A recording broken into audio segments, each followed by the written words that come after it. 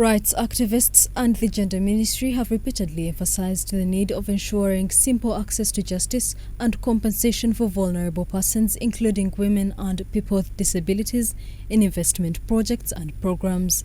The Commissioner of Equity and Rights at Ministry of Gender, Labour and Social Development, Mujuni Benard, mentioned the importance of having equal climate justice and fair tax regimes implemented equally and not selectively on all business entities, especially the vulnerable group, if the sector is to thrive. We realize that some of the tax administrative measures have led to the closure of so many small and medium enterprises, while large-scale investments are enjoying either tax waivers or holidays.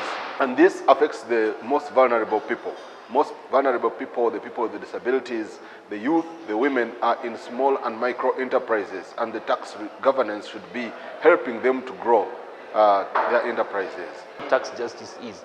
It means that we must not give preferential tax treatment, waivers and incentives to especially foreign direct investments and investors, and especially for the case of large-scale land-based investments, those that are directly contributing to violation of human rights and those that are also contributing to disruption of the natural ecosystem and destruction of our environment. Uganda is the second country on the continent to have put in place the importance of the National Action Plan on Business and Human Rights. Mujuni discussed the benefits that come with the implementation on the business entity. The action plan helps to mitigate issues which would have been more conflictual or adversarial when it comes to business and human rights. It encourages self-governance and self-regulation by enterprises to make sure that they are human rights compliant.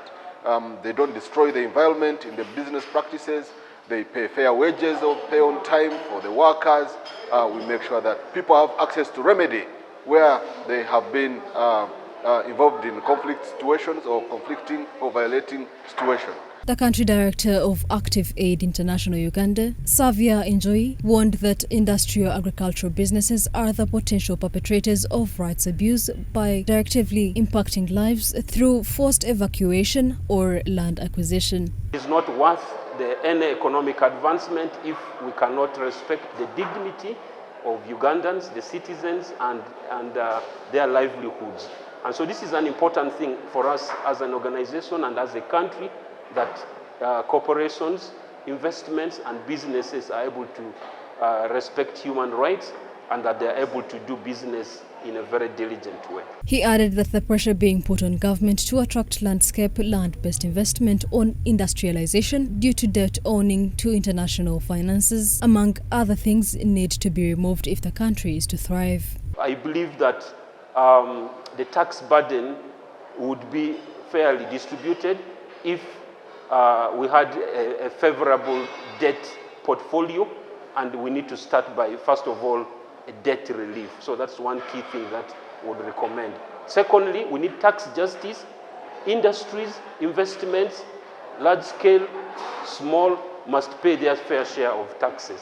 This year's 5th National Symposium on Business and Human Rights theme was assessing Uganda's journey in access to justice for business and human rights.